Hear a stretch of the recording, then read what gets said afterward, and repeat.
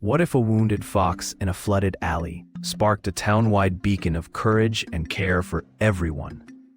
A teenage volunteer finds the fox, matted fur and trembling paws, and stays by its side through the night. Neighbors bring blankets and warm broth. Patient hands coax trust as fear dissolves into soft, hopeful eyes and stories.